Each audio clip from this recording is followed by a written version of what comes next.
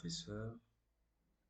Dans cette vidéo, je vais donc présenter le travail qui nous a été demandé, à savoir l'implémentation de l'algorithme d'offloading dans le réseau LTE Wi-Fi dans le but de simuler les réseaux avec NS3. Donc, le plan de cette présentation se présente comme suit.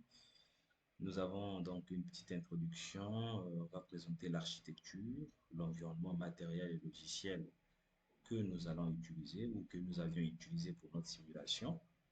Il y aura donc l'installation de l'environnement logiciel, le test de flooding et enfin la conclusion. Donc en guise d'introduction, on dira que euh, il nous a été demandé de simuler l'algorithme d'offloading dans le réseau LTE pour permettre donc aux abonnés du réseau mobile de basculer sur le réseau Wi-Fi connecté au LTE. Donc le data offload ou tout simplement l'offloading, en français on le traduit par le déchargement de trafic, est un ensemble de techniques employées dont l'interopérabilité entre deux réseaux qui consiste à acheminer le trafic d'un abonné initialement connecté sur le réseau mobile primaire, via un ou plusieurs réseaux mobiles secondaires intégrés au réseau mobile principal.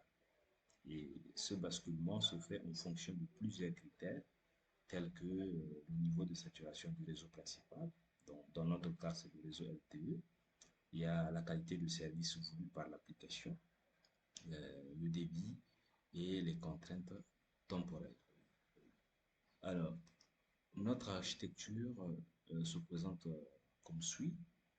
Donc, nous avons ici le remote host qui va faire office qui va jouer le rôle du réseau Internet. Et donc, ce remote host à l'adresse 10.0.0.2. Nous avons ici donc le PC, disons le cœur de notre réseau LTE qui est représenté ici par le PGW SGW, qui lui-même, dans la pratique, est un équipement donc, du réseau LTE. Et cet équipement est connecté en point-to-point avec le remote host. Et nous avons ici l'InnoDB qui est ici la station de base par lequel l'abonné ou encore l'équipement de l'utilisateur qui est lieu ici, donc à savoir son téléphone, va se connecter au réseau LTE.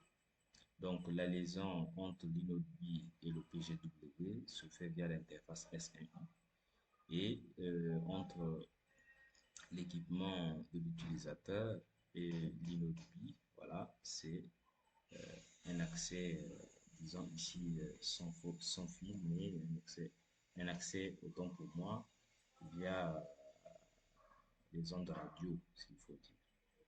Et la liaison entre le PGW et le point d'accès ici se fait, c'est une liaison point à point, point to point, et entre le point d'accès et l'équipement de l'utilisateur, eh bien, c'est aussi des ondes radio Wi-Fi ici, avec la norme 802.11ac. Donc, on voit ici, pour ce qui est du réseau mobile LTE ici, les adresses IP sont 17.0.0.2.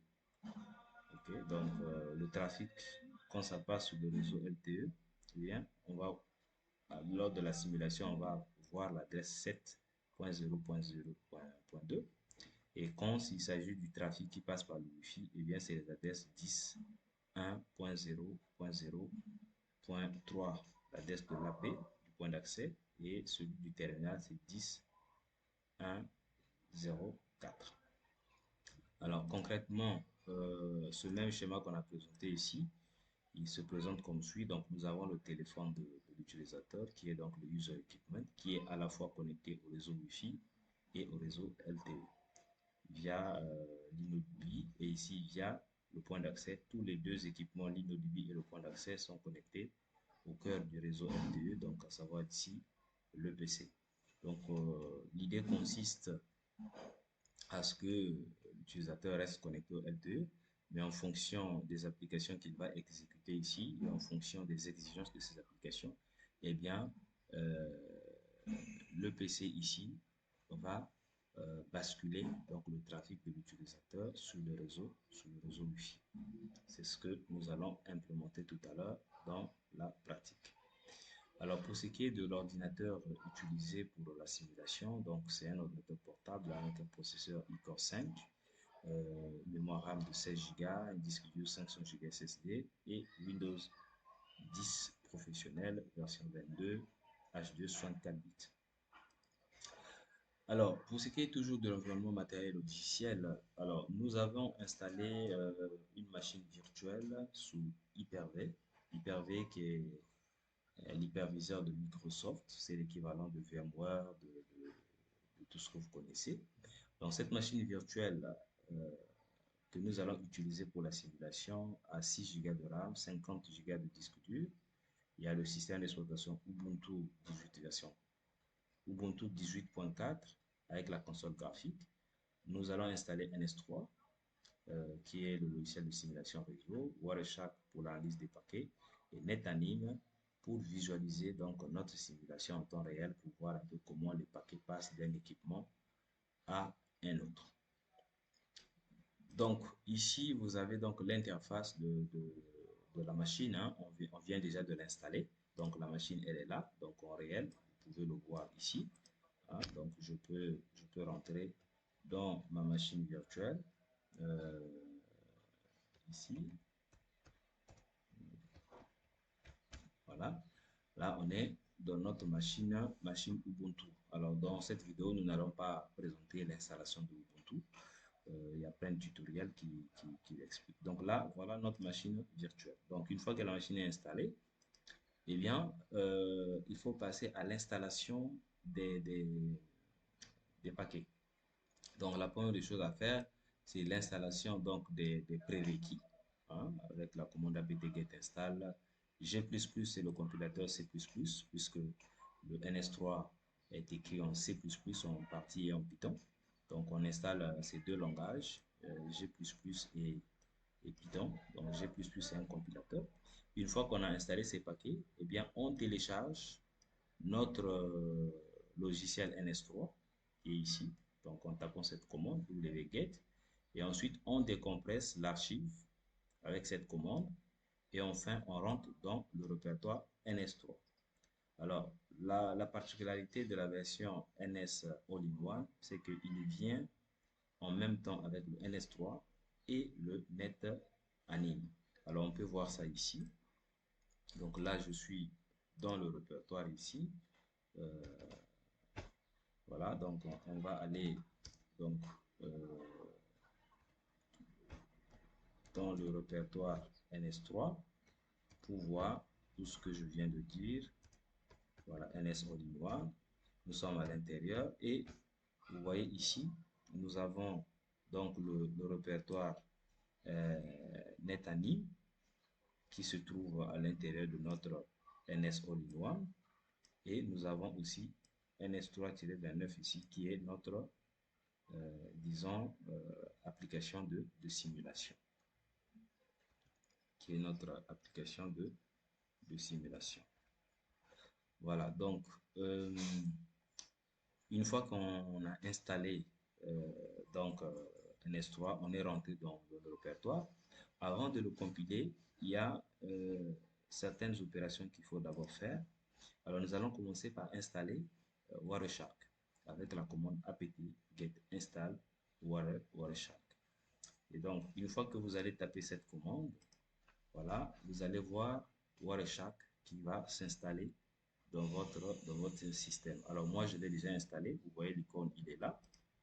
Quand vous cliquez ici, vous avez Wireshark qui est là, qui est déjà installé. Vous voyez, on a mis analyseur de réseau. Alors, il suffit juste de passer en mode admin, hein, avec la commande sudo apt-get et de passer à cela, donc il suffit de taper apt-get install Wireshark, ok, et vous validez. Alors il va rien faire parce que moi j'ai déjà installé Wireshark. Il me dit que le paquet, voilà, est déjà installé. Donc une fois que vous l'avez fait, eh bien vous aurez votre environnement Wireshark ici, qui nous servira d'ailleurs pour l'analyse des paquets que nous allons capturer lors de la simulation. Ensuite, après avoir installé Wireshark, il faut passer à la compilation de NetAnim. NetAnim, qui est donc ce logiciel qui va nous permettre de voir notre simulation en temps réel, les échanges des paquets entre les différents composants. Alors, pour installer NetAnim, non, disons pour le compiler, puisqu'on l'a déjà téléchargé, il est venu tout à l'heure, je vous ai montré que le NetAnim était ici, dans le même répertoire que, voilà, vous le voyez ici, le NetAnim, il est là, dans le même répertoire que NS All-in-One qu'on avait téléchargé. Donc, une fois qu'on a ça, par défaut, il vient avec euh, des fichiers source C qu'il faut compiler pour avoir, bien sûr, le logiciel prêt à l'utilisation. Alors, comment se passe donc la compilation de NS3? Je vais fermer cette fenêtre. Voilà, pour la compilation, il faut d'abord installer les packages euh, Qt4, lib4, libxml, ainsi de suite. Une fois qu'on installe, donc on rentre dans le répertoire NetAnim et on tape la commande qmake netanim.pro pour lancer donc la compilation. Une fois que la compilation est lancée, eh bien, on va exécuter notre script ici, .netanim, qui va nous lancer l'application. Alors, c'est ce que nous avons fait ici. Si on va dans notre répertoire, tout à l'heure, on va rappeler la commande qu'on a vu tout à l'heure. On va rappeler notre commande. Bon, c'est pas grave. Nous allons rentrer dans le répertoire Home ici. Chris, Bureau, Workspace, NS All-in-One et on va dans NetAnim. Donc là, on est dans le répertoire NetAnim. Donc, si vous voyez le contenu, bon, je l'avais déjà compilé, mais on va juste voir la commande, comment le faire. Donc, une fois qu'on a tapé dans cette commande, on rentre, on fait qmake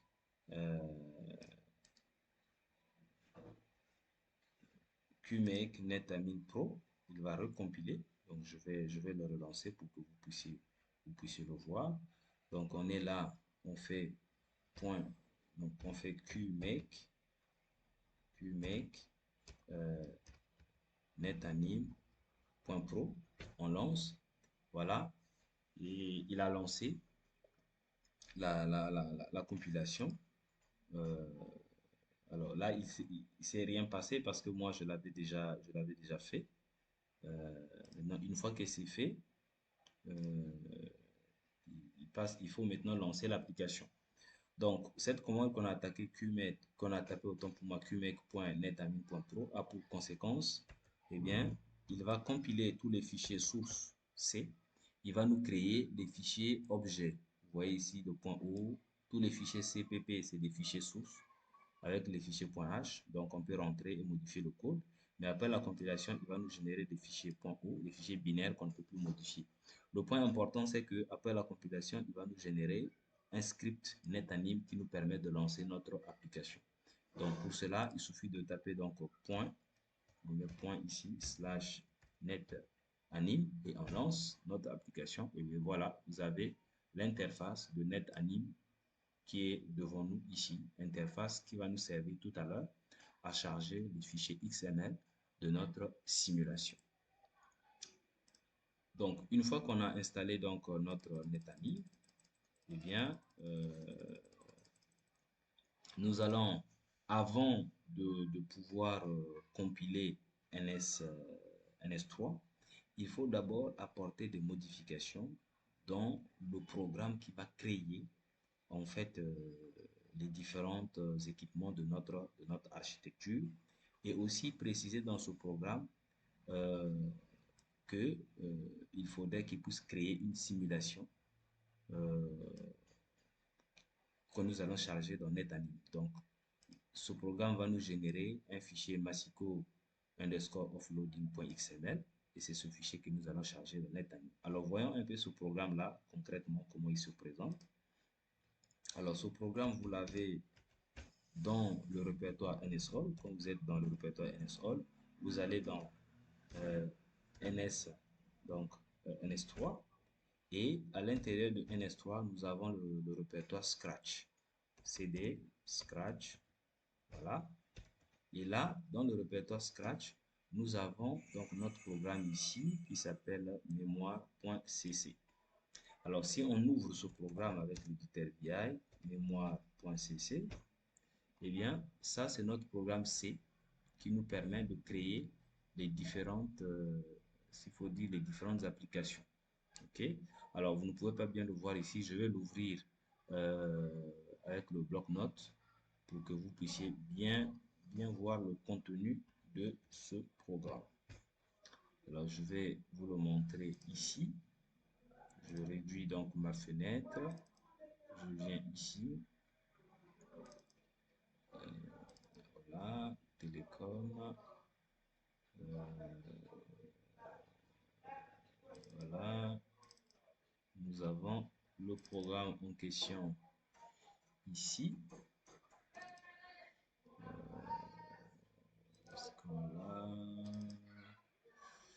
Voilà, donc j'ai le programme ici, je l'ouvre avec Notepad++.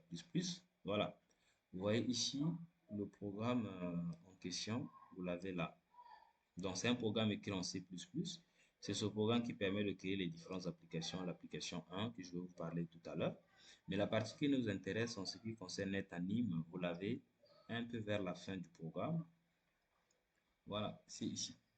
Donc, on ajoute cette ligne de code pour dire à NS3 lors de la compilation de nous générer un fichier Masico underscore offloading.xml, fichier que nous allons uploader dans NetAnim.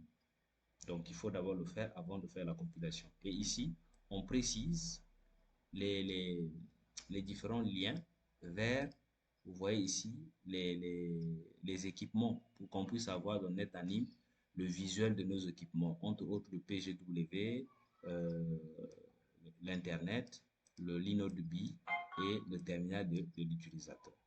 Et donc là, on définit des paramètres sur les emplacements des différents équipements, Inode B, PGW, le remote host, le point d'accès et aussi le terminal de l'utilisateur sur la cartographie. Donc, une fois que ce programme il est modifié à votre guise, bon, vous pouvez ne pas le modifier si vous voulez. Et là, d'ailleurs, vous avez ici les informations en termes de routage, comment les paquets vont router. En tout cas, c'est un programme que vous pouvez bien explorer et voir tout ce qu'il y a. C'est un programme très détaillé en langage C. Alors, une fois qu'on a fini de le faire, on va passer à l'étape de la compilation de NS3 avec la commande ./build. Alors, voyons ça dans la pratique. Donc, on sort de notre répertoire. Oh, autant pour moi, je vais rappeler la commande que j'ai tapée tout à l'heure. Tout à l'heure. Voilà. Voilà. Donc là, on est donc ici. Voilà. Maintenant, ce qu'il faut faire, on nous dit qu'il faut taper la commande .build.py. OK? Alors, on est là, on fait ./build.py pour compiler notre programme. On lance la compilation. Voilà. Il va compiler notre programme. Et là, il nous a dit configure finished successful. Donc, ça s'est bien passé. Bon, nous avons quelques messages d'avertissement ici parce que c'est des extensions qui ne sont pas activées. C'est pas grave. Alors, une fois qu'on a compilé notre programme, on va passer maintenant à l'exécution de NS3. Alors, pour exécuter donc ns3,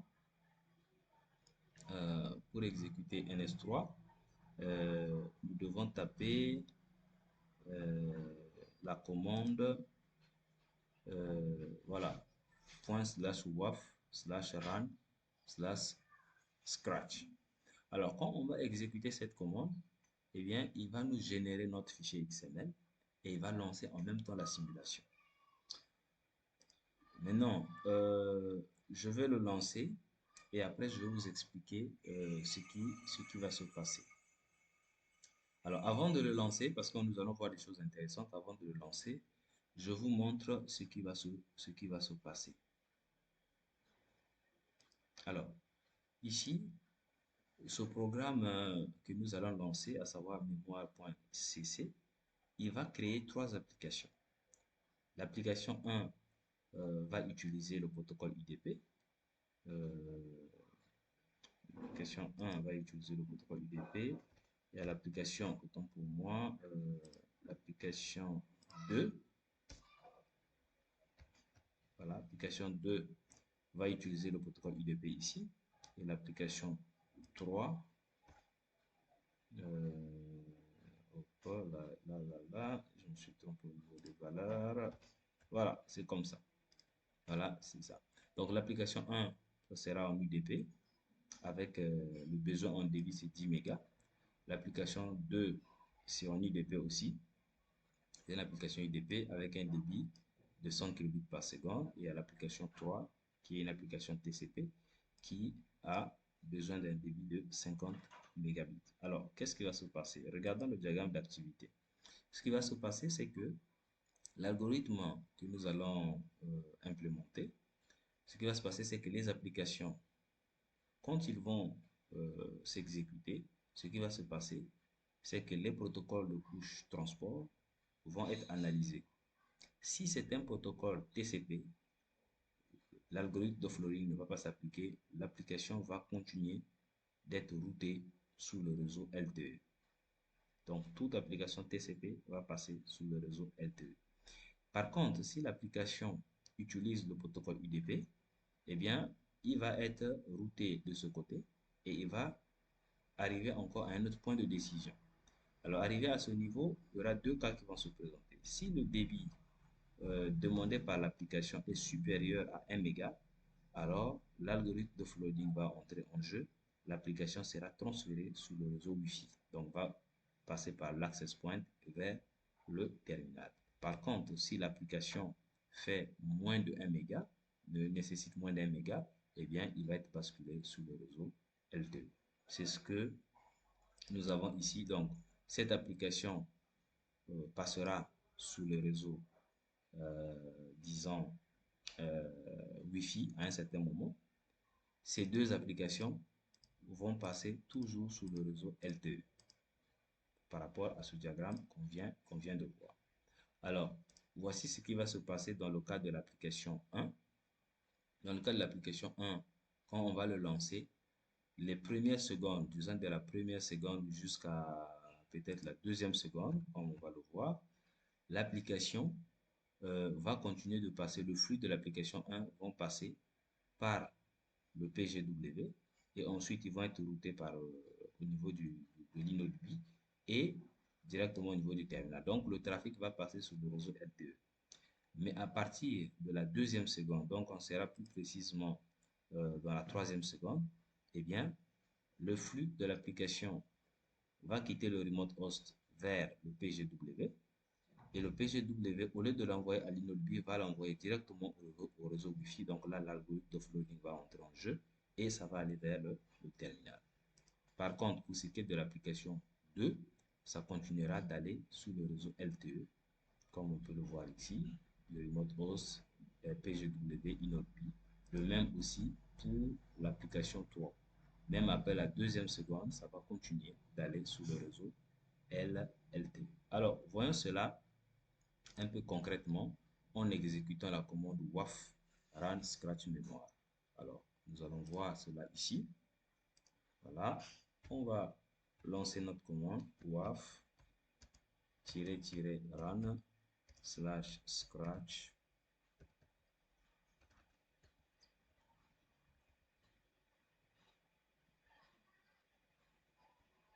Donc, il faut d'abord rentrer dans NS. Voilà, on rentre dans NS. Et ensuite, on va lancer notre application. Alors ici, la fenêtre va être un peu plus petite pour le voir. Donc, je vais attaquer cette machine à distance pour qu'on puisse avoir un grand écran. Donc, on va d'abord afficher l'adresse IP de notre machine. Il a l'adresse 10.192.1.1. Donc, je vais réduire cette fenêtre. On va y revenir. On va lancer l'application PuTTY. Et on tape l'adresse 192.168.1.3.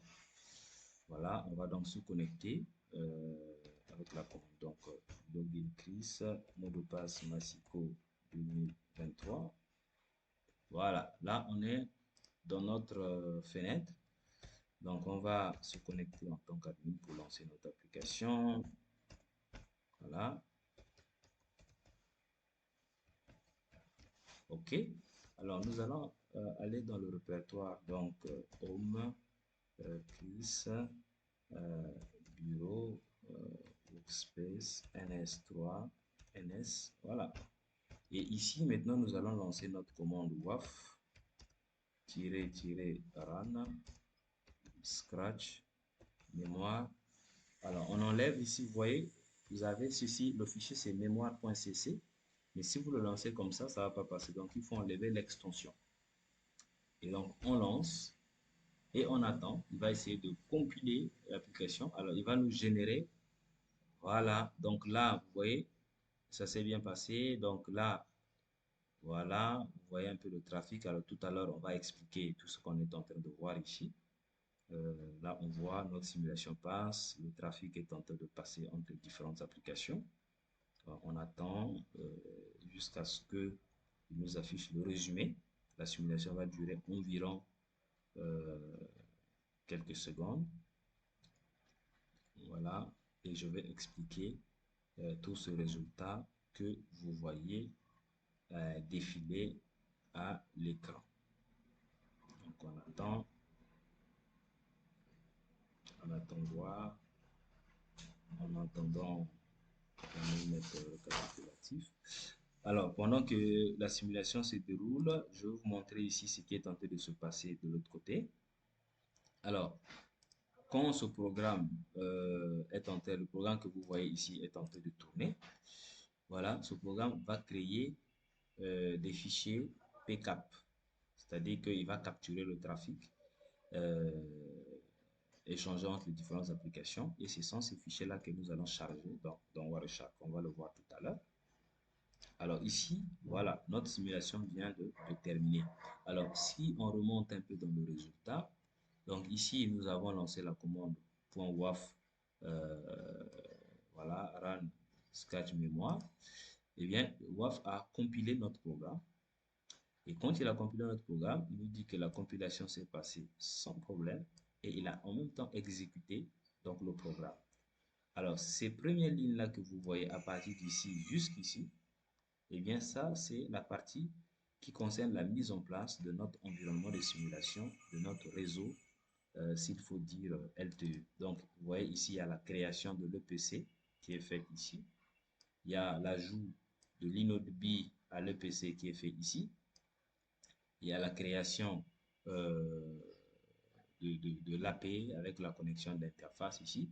Et ici, nous voyons ici la création des liaisons point-to-point entre les l'inode B, serveur, remote host, ainsi de suite qui sont créés.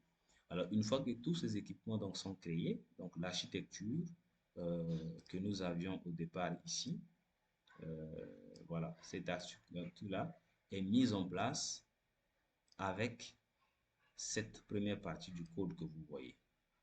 Après, quand on a exécuté l'application. Ensuite, nous voyons ici le flux généré par les différentes applications ici. C'est ce que vous voyez ici qui s'est produit. Et nous avons un résumé à la fin. Vous voyez le récapitulatif des débits en LTE et Wi-Fi des différentes applications. Alors, analysons un peu cette fenêtre. Nous avons ici l'application 1, l'application 2 et l'application 3. Et ici, le débit de l'application Wi-Fi. Alors, qu'est-ce qu'on remarque? Du 0 seconde jusqu'à 2 secondes, Vous voyez ces trois applications, l'application 1, 2 et 3, ils passent tous sous le réseau LTE. Parce que au niveau du Wi-Fi, vous voyez le débit est 0. Donc aucun trafic ne passe ici. Parce que les trois applications passent là. Mais à partir de troisième seconde, l'algorithme d'offloading entre en jeu. Vous allez remarquer que l'application 1, qui a un débit supérieur à 1 méga, eh bien, ne passe plus par le réseau, disons LTE. Il est basculé directement sous le réseau Wi-Fi ici. Par contre, l'application 1 et 2 continue, disons l'application 2 et 3 continue de passer sous le réseau LTE ici. Ouais. Mais lui, il commence à passer sous le réseau, voilà, Wi-Fi. Donc là, ça montre que notre simulation s'est bien passée. Alors ça, c'est au niveau de la console Linux. Voyons cela au niveau de Wireshark et au niveau de NetAnim. Alors, au niveau de Wireshark, je vous avais dit qu'après avoir compilé donc notre programme, je vais rappeler la commande ici, voilà, cd, point. Voilà, après la compilation de notre programme, si on rentre dans le dossier cdns ici, voilà, il nous a été généré des fichiers .pcap. Vous les voyez ici. Donc déjà, on nous a généré notre fichier Massico offloading.xml. Vous vous rappelez, quand on avait ouvert le programme C, on avait dit que lors de la compilation de nous générer ce fichier Massico underscore offloading. C'est ce fichier que nous allons charger dans NetAnim pour voir notre simulation. Autre chose, le programme nous a créé ici des fichiers PCAP. Ces fichiers-là qui vont nous permettre de les charger dans Wireshark. En fait, ces fichiers contiennent du trafic qui a été capturé lors de l'exécution de ces différentes applications que vous voyez ici. Hein, quand ces applications échangeaient de flux, eh bien, NS3 capturait les paquets et il nous a créé des fichiers PCAP. Et ces fichiers PCAP aussi, on les a précisés dans le programme que je vous avais affiché tout à l'heure, le programme écrit en C. Alors, voyons le résultat au niveau de Wireshark. Comment est-ce que le résultat se présente? Donc, on va se reconnecter sur notre machine. On va se connecter sur notre machine. On va ouvrir Wireshark. On ferme le terminal. On va ouvrir Wireshark ici. Voilà. Et on va aller ouvrir nos fichiers. Ouvrir. Voilà. Donc, on va sur Bureau, Workspace, NSAll, NS3 et on va chercher nos fichiers. Vous voyez, les fichiers que nous a créés ici, c'est plusieurs. Voilà. Nous avons par exemple ce premier fichier. Quand on l'ouvre, vous voyez ici, nous avons le trafic qui a été capturé. Donc, le trafic ici provient du remote host qui a l'adresse 10.10.02 vers la destination, c'est le terminal de l'utilisateur qui a l'adresse 7.0.0. Donc, ceci montre que le trafic passe par le réseau LTE. Et le protocole utilisé, c'est UDP. Et voilà, donc si on analyse les paquets, si on peut voir tout le trafic ici, donc ça passe par le PGW. Je peux vous montrer encore le schéma ici, peut-être pour plus de visibilité, de compréhension. Voilà, donc le trafic, voilà, le trafic quitte le 10.2 vers 7.0.0.2 qui est l'équipement de l'utilisateur. Et nous avons dit que le réseau 7.0.2, c'est ce réseau-là qui passe, ça passe de ce côté-ci. Voilà, de l'inode B ici. Entre l'inode B et l'UE, les adresses c'est 7. Donc, ça montre que le trafic passe sur le réseau, disons, LTE. C'est ce que nous voyons ici, au niveau de Wireshark. Le protocole ici, c'est du UDP. Alors, on va voir l'autre fichier qui nous a généré ici. On va voir le trafic qui passe sous le Wi-Fi. Prenons celui-là et on va voir. Alors, alors ici, ça passe aussi toujours sur le réseau 4G. Donc ici, le type de liaison, c'est du point-to-point. C'est du remote host vers toujours l'UE. Mais ce qui est intéressant, c'est de voir en fait le basculement sur le réseau Wi-Fi. Je vais vous le montrer. C'était le fichier, on va voir le 4.2. Voilà. Vous voyez ici, la destination, c'est le 10.10, c'est le 10.1.0.4. Donc, ça provient toujours du remote host qui simule l'Internet, mais vers le 10.1.0.4, le protocole ici, c'est du UDP. Et si on revient ici, vous voyez que le réseau 10.1.0.3, c'est le réseau Wi-Fi. Donc, le trafic, l'algorithme d'offloading s'est bien appliqué. Quand on s'est quitté ici, c'est arrivé là.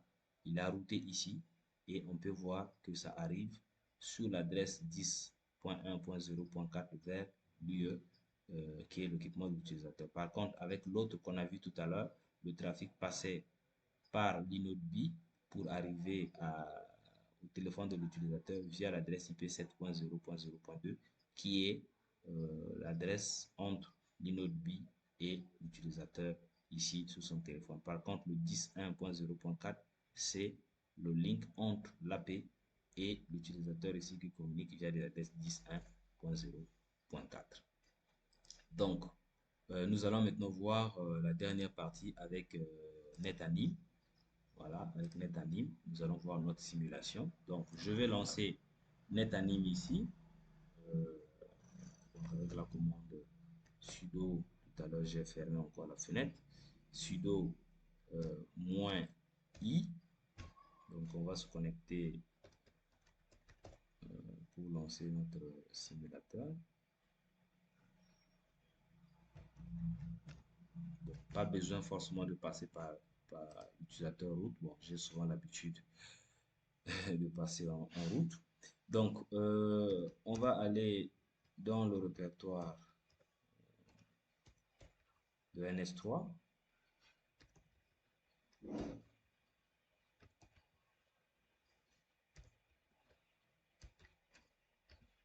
Voilà, et nous allons lancer. Alors, après avoir compilé, j'avais dit que le NS3 va générer un script qui nous permet de lancer notre application. Voilà. C'est ce que nous avons ici. Le script, c'est NetAnim. C'est le NetAnim. Ok. Alors, on va le lancer. Hop, hop, hop, hop, annulé. CTRL L. Donc, on va faire /. Voilà, c'est NetAnim. Et nous validons.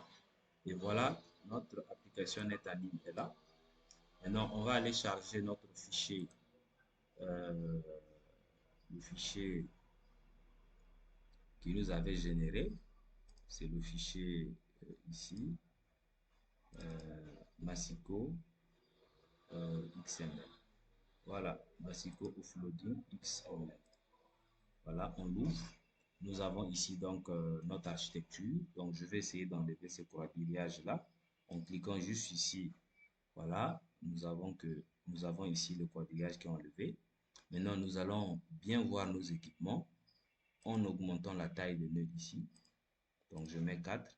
Voilà, vous voyez un peu l'Internet ici, qui est représenté par cette boule. Nous avons ici le PGW. Nous avons ici l'inode B. Et ici, nous avons le terminal de l'utilisateur, ainsi que l'access point ici. Donc, notez que cette architecture a été générée par le programme un langage C que je vous avais présenté, à savoir mémoire.cc.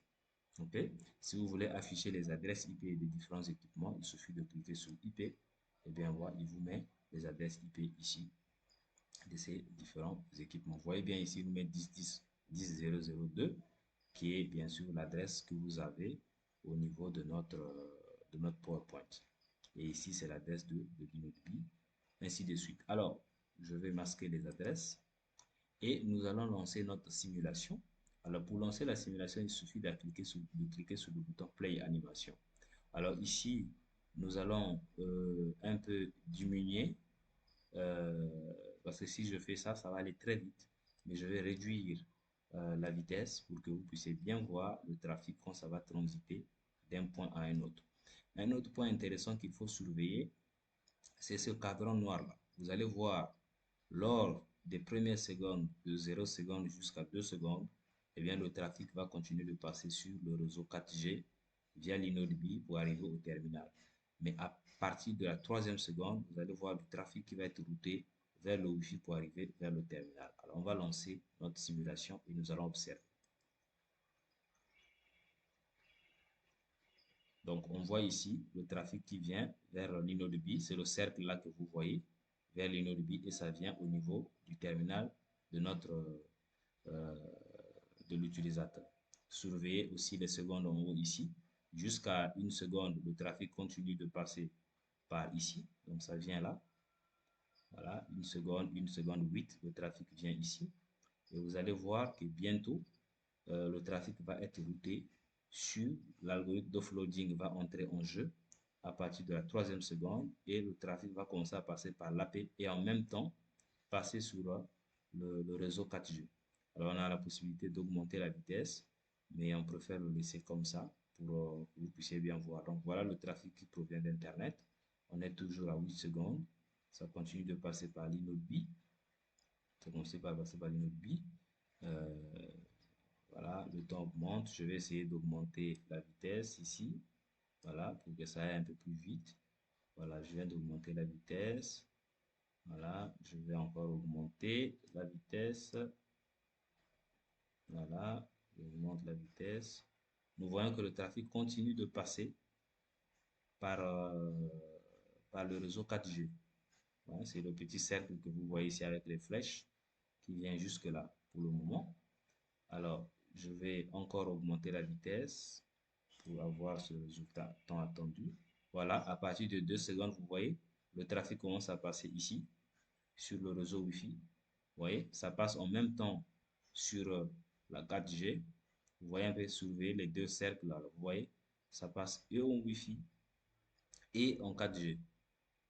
Donc, l'offloading est rentré en action, comme vous pouvez le voir. Voilà, ça passe en Wi-Fi et en même temps, ça passe en 4G. Vous voyez les petits cercles qui s'affichent là. Vous voyez, on a le trafic en 4G et en Wi-Fi. Donc, on peut donc conclure que notre simulation s'est bien passée de l'algorithme d'offloading. On peut voir les flux qui passent à partir du PGW qui décide d'envoyer le trafic quand l'application a besoin d'un débit de plus d'1 méga, eh bien, il le balance au niveau du point d'accès.